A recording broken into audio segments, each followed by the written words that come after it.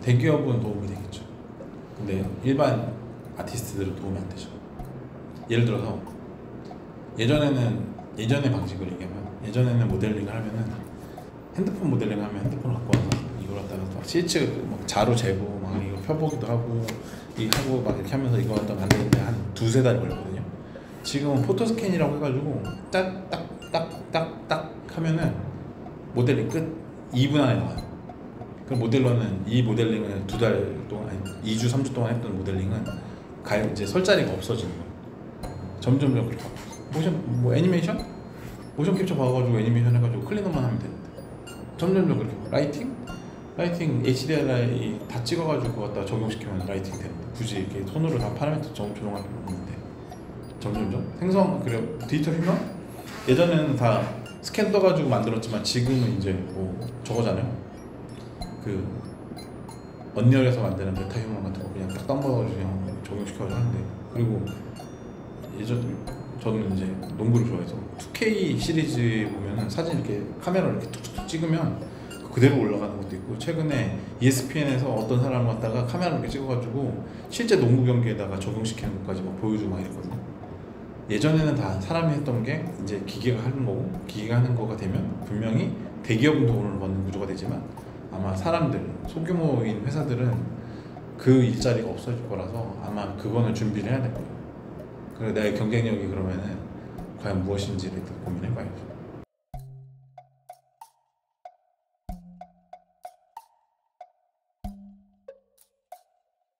아니요, 없습니다. 기계 다 대체할 수 있습니다. 기계 대체할 수 있는데 기계한테 대체를 안 시키는 이유는 이게 정확하지 않은 사람의 심리 때문에 그런 거예요. 그러니까 예를 들어서 이런 거, 이게 무슨 뜻인지 이해가 안 되실 거예요. 예를 들어서 아름답다라는 거는 정성적인 표현이거든요. 아름답다를 갖다가 어떤 사람은 전봇대가 쓰러진 걸 보고도 되게 아름답다라고 할 수 있고, 어떤 사람은 전봇대가 쓰러진 걸 보고 흥분스럽다라고 할 수 있고, 어떤 사람은 풀밭에 막 이게 잡초가 있는 것 같다가 아름답다고 할 수 있고, 어떤 사람은 그 풀밭에 잡초가 있는 걸 보고 야 지저분 관리 안 하고 저게 뭐냐 라고 할 수 있거든요. 그거는 사람이 내가 아름답다라고 하는 기준치가 그냥 내 기준인 거예요. 근데 기계는 그거를 알 수가 없거든요. 기계는 이제 컴퓨터한테 아름답다를 설명해라고 할 때 잡초를 표현하면 얘는 기계는 멈출 거예요.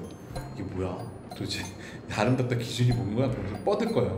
근데 유일하게 그걸 맞춰줄 수 있는 사람은 인간이고, 그러기 때문에 그런 것들에 대한 정성적인 표현에 대해서는 사람이 해결을 할 수밖에 없거든요. 근데 문제는 그게 사람들도 꺼려하는 일인 거예요. 예를 들어서 이런 거예요.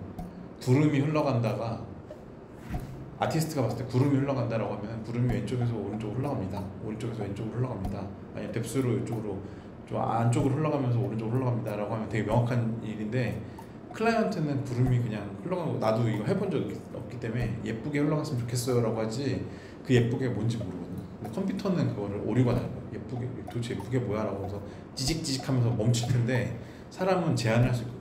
이렇게도 해보고 저렇게도 해보고, 갑자기 구름이 이렇게 가다가 이렇게 사그라질 수도 있고, 아니면 진짜 쨍쨍한 거에 그게 구름 한 점 없다가 구름이 살짝 이렇게 조금 나오는 정도로 끝날 수도 있고, 이런 것들 있잖아요. 그거는 유일하게 인간만 할 수 있는데, 반대로 인간은 그걸 하면서 클라이언트가 지랄 같다고 생각하죠. 저 새끼 도대체 하고 싶은 게 뭐야 라고 하는 그런 것들은 기계가 못할 거예요.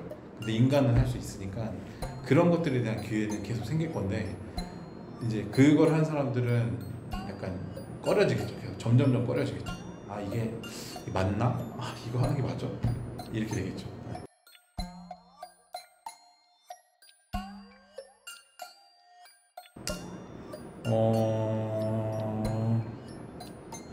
아까 얘기했던 것처럼 가장 중요한 건 강한 게 오래 가는 게 아니고 오래 가는 게 강한 사실.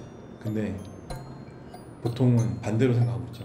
내가 뭔가 찌질해서, 내가 뭔가 포트폴리오 후져서, 내가 뭔가 태도적으로, 인격적으로, 아니면 사람적으로 뭔가 저 회사에서 약간 밉보여서, 약해서, 캐릭터 약해서 취업이 안 된다고 생각하지만 어떻게 해서든 비비고 들어가서 취업을 하고 난 다음에 그 다음에 버텨야 되는데, 그 시도 자체가 힘든 것 같아요. 그리고 저도 이제 제가 학교 다닐 때 학생 때를 겪어보면 자존심 문제가 아니고 사실 이게 내가 가지고 있는 게 없어가지고 사실 그렇게 못하는 거긴 한데, 지나고 나서 보니까 회사에서도 아쉬운 건 마찬가지예요.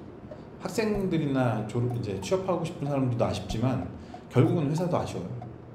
그 아쉬움이 이렇게 결합이 돼가지고 되게 좋은 시너지를 내야 되는데 보통은 눈치 싸움 하다가 아예 지원 자체 안 하고 끝나시는 분이거나 내가 원래 업이 아까 아토멘트 클로즈나 아니면은 CAG나 이런 쪽으로 하고 싶은데 이렇게 보다가 눈치 보다가 아니 나랑 안 맞는 것 같다라고 포기하시는 분들 꽤 많거든요. 그러기에는 좀 너무 아깝죠. 사실 만만하거든요. 사실 이 업종이 만만한 게 아니고 모든 업종이 저도 다양한 걸 해봤지만 그렇게 뭐 대단한 건 없어요. 사실 뭘 해도 여기 가도 똑같고 저기 가도 똑같고 제가 옛날에 그 발전소 쪽에 있을 때랑 지금 CG 회사에 있을 때랑 뭐 똑같아요. 비슷해. 거기 있는 사람이 여기도 있고 거기서 이상했던 사람이 거기서 이상한 줄 알았더니 여기 하니까 여기에 또 이상한 사람이 거기랑 비슷한 사람이 또 있어. 거기서 되게 잘난 사람이 지금 와서 생각하면 잘난 게 아니었어. 근데 여기서 잘난 사람이 지금 와서 볼 땐 잘나지만 한 발 뛰고 보면 잘나지 않는 사람도 있고 되게 이렇게 결합된 게 있는데 별거 아닌데 그 선을 딱 넘지 못하는 그거를 계속 반복되는 것도 많이 보거든요.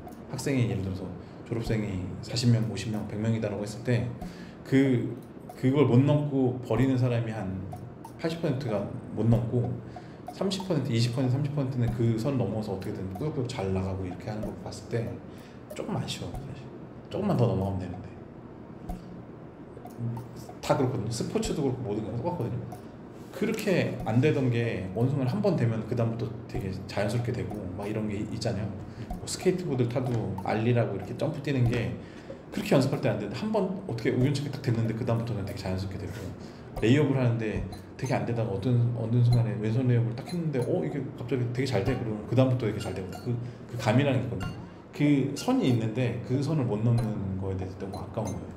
그래서 강조를 하자면 강한 게 진짜 오래 가는 게 아니고 오래 가는 게 강한 건데 오래 가는 거가 되려면 어느 선에서는 그냥 무시하고 그냥 달려야 돼요. 이게 그 사람이 뭐 회사에서 너 이거 갖다 취업하려고? 네 이거 갖다 취업하려고요. 이 정도로 취업이 안 될 것 같은데? 이 정도는 취업이 안 되는 거 알고 있는데 더 열심히 해서 취업을 하고 어떻게 해보려고요. 근데 되게 강하게 이렇게 넘어가야 되는데 이건 이 정도로 취업 이건 좀 아닐 것 같은데? 라고 하면은 난 아닌가 보다. 내 포트폴리오는 좀 아닌가 보다. 근데 잘 따져보면요 지금 취업한 사람 중에 포트폴리오 다 꺼내보잖아요. 이거보다 못한 사람 되게 많을 거예요. 근데 그 말 한마디에 꺾이는 그 의지면 사실 빨리 꺾었어야죠. 지금 여태까지 오면 안 되죠. 사실 하고 싶은 거 하려면 되게 강한 의지를 가지고 가야 되고 그 강한 의지는 아까 얘기했던 것처럼 문턱을 넘어간 다음에 포기하는 건 괜찮은데 문턱을 못 넘고 포기하는 거는 너무 아까운 것 같아요. 근데 여기 계신 분들도 그렇고 이걸 보실 분들도 그렇고 문턱을 넘어가고 포기한다고 그러면 박수 쳐드릴 거예요.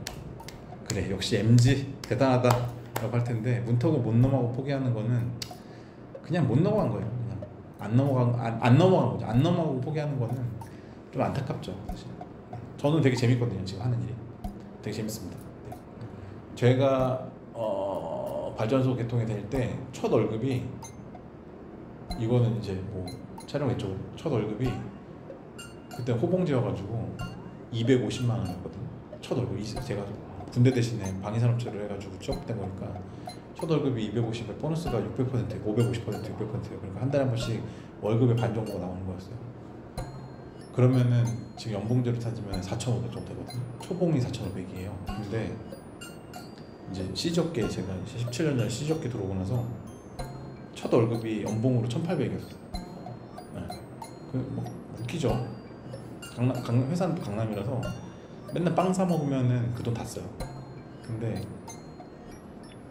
다 이제 같이 일했던 전에 직장 형들이 야 왜 그렇게 맨날 야근하지? 그렇다고 해서 돈이 많은 것도 아니죠. 왜 그런 데 다녀? 재밌다고? 재밌는 거 한순간이야. 야 재밌는 건 한순간이고 돈 버는 걸 해야지. 직장 생활로 돈 버는 거 하고 돈 벌다가 여유 있으면은 그 다음에 여유 있는 시간으로 돈 벌어가지고 그 돈으로 여유를 즐겨 라고 했어요. 이 얘기 많이 들어봤을 거예요. 다른 사람한테도. 근데 저는 그렇게 안 했거든요. 근데 그 형님들은 지금 그 직종에 계신 분들 한 분도 안 계세요. 그리고 연봉도 그때 당시에 4,500이라고 해봤자 이 문턱이 한 7천? 7천 정도에서 멈추신 분들 대부분이고 막 이사급인데 7천이고 그런데 저희 업종은 실장급만 돼도 1억 넘는 사람 많아. 저도 1억이 넘고 그리고 내가 하고 싶은 거 하고 내가 원하는 거 하고 하는데도 1억이 넘게 받고 그리고 막 그렇잖아요. 그러면은 고민을 해봐야죠. 그럼 아까 문턱을 넘고 나서 더 가서 더 큰 문턱을 한번 넘을 건가 여기서 빨리 끊고 딴 데로 갈 건가는 고민해봐야죠. 근데 그런 멘토링이나 이런 것들도 한번 필요한 것 같아요. 도대체 내가 가야 할 방향에 그 약간 어떻게 보면 뭐 성공한 사람들이라고 표현하면 그렇고 내가 가야 할 방향에 그래도 어떻게든 그 업종의 상위 랭크들 뭐 실장 이사 뭐 이런 사람들한테 멘토링을 하면서 내가 최고 갈 수 있는 끝이 어딘가 이런 것들 보면서 목적지를 보면서 달리는 거랑은 좀 차이가 있는 것 같아서 이왕이면은 좀 그런 아까 오래 가는 게 가는 건데 오래 가는 거를 어디까지 가야 될지나 이런 것들 멘토링을 한번 해보시는 게 나쁘지 않은 것 같아요. 지금 뭐 하세요? 지금 제일 관심 있는 게 뭐예요? 지금 제일 관심 애니메이션 제작이. 애니메이션 제작? 애니메이션 제작에 나중에 끝까지 갈 수 있을 거라고 보세요? 그거까지는 진지하게 생각을 안 해본 것 같아요. 내가 이걸로 먹고 살아야 되는데 그렇게 끝까지 생각 안 해봤어요? 우리 국내에 있는 회사 중에 국내에 있는 애니메이션 회사 중에 탑3 세 개가 뭔지 알아요? 로커스. 로커스? 아니. 매드도? 매드도? 그리고 또? 그 남산에 있는 거는 남산에? 그거 정확히 잘 모르겠어요. 이게 기준이 너무 다른 거예요. 저는 제가 취업할 때는 제가 아까 얘기했던 거 여기 되게 잘할 수 있거든요. 애니메이션 쪽으로 잘할 수 있는데 저는 못했거든요. 그 CG 작업을 제가 갈 수 있는 경쟁력은 정보였어요. 그래가지고 국내에 있는 CG 회사가 몇 개고 그 다음에 그 회사들이 몇 명 규모고 그 다음에 도대체 걔네들이 지금 막 이렇게 사람 뽑는 거 보면은 어디가 티오가 있고 이런 것들을 조사하면 금방 나오거든요.